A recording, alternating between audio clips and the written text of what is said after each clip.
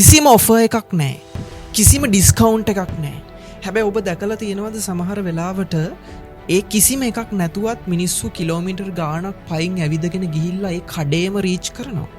ඔයා දැකලා තියෙනවද සමහරලාට කිසිම බෙනිෆිට් එකක් දෙනවා කියලා බෝඩ් එකක් ලොකුවට එල්ලලා නැතත් මිනිස්සු ඒ කඩේ වටේට කැරකෙනවා. පෝලිං ගැහිලා ඒ නිෂ්පාදිත පර්චේස් කරන්න පෙළඹෙනවා. හේතුව වෙන කිසිවක් නෙවෙයි, මිල නෙවෙයි හේතුව, ඩිස්කවුන්ට් එක නෙවෙයි හේතුව, ඔෆර් එක නෙවෙයි හේතුව. ඒ මිනිස්සුන්ගේ CX එක තමයි හේතුව. ඒකේ ඕනගේ CX එක තමයි හේතුව. ඒකේ සේවකයන්ගේ CX එක තමයි හේතුව. කස්ටමර් එක්ස්පීරියන්ස් CX හොඳින් මතක තියාගන්න.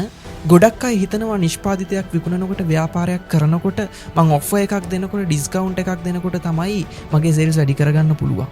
ඒ නිසා සමහරු දවස් 365ම ඔෆර්ස් දෙනවා. සමහරු දවස් 365ම ඩිස්කවුන්ට් කියලා ගන්නවා. හැබැයි ඔය ඩිස්කවුන්ට් ඔෆර්ස් මිල කියන එක පැත්තකින් තියලා මිලට වඩා බර අවියක් ඔතනට ගෙනාවොත්, කස්ටමර් එනකොට ලස්සනට hina වුණොත්, කස්ටමර් එනකොට ලස්සනට කතා කරොත්, සුහද වුණොත්, සුහදව සම්මුඛ වුණොත්, අන්න කස්ටමර් එක්ස්පීරියන්ස් එක ප්‍රබල වෙනවා. CX එක ප්‍රබල වෙනවා.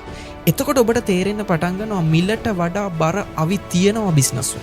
එතකොට ඔබට තේරෙන්න පටන් ගන්නවා ඔෆර්ස් වලට වඩා දෙන්න පුළුවන් දේවල් තියෙනවා කස්ටමර්ස්ලට. මොලෙන් හිතන්න.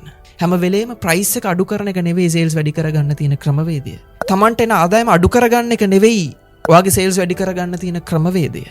වෙනස් විදියට හිතලා වෙනස් විදියට කස්ටමර්ස්ලව රීච් කරන්න.